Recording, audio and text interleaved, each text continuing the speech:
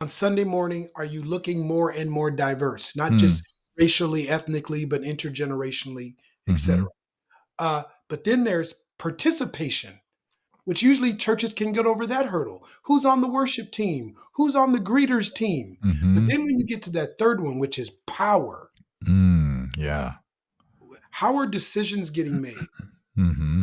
How was it decided that you would go from a traditional to a contemporary worship service?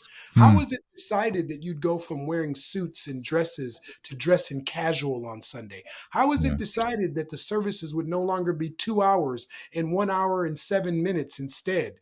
The Yeah. people in power decided those things. Hmm.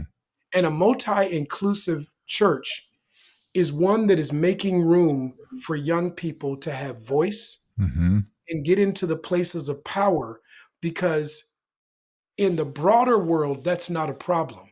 Yeah. See, when they're not in church, I mean, I mean, how old was Mark Zuckerberg really when Facebook took off? He's pretty young. Yeah.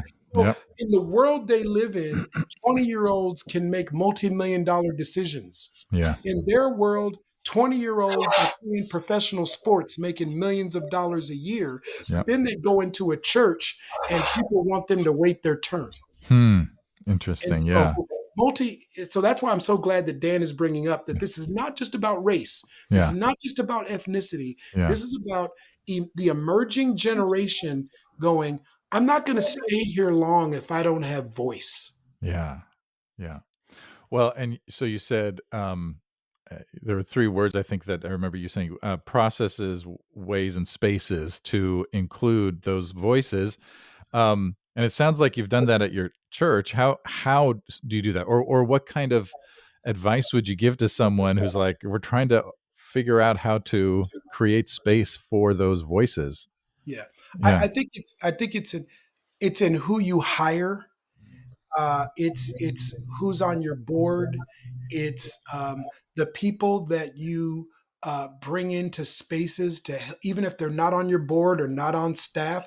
Can you create spaces for people to give feedback, Yeah. for people to be a part of the process of evaluation, and even helping you dream about where you'll be in the future. Um, I'm not saying that we're perfect at this at Midtown because I referred to these 6 P's for multi-ethnic church development Hmm. that can be used for multi-inclusivity as well. Again, population, participation, power.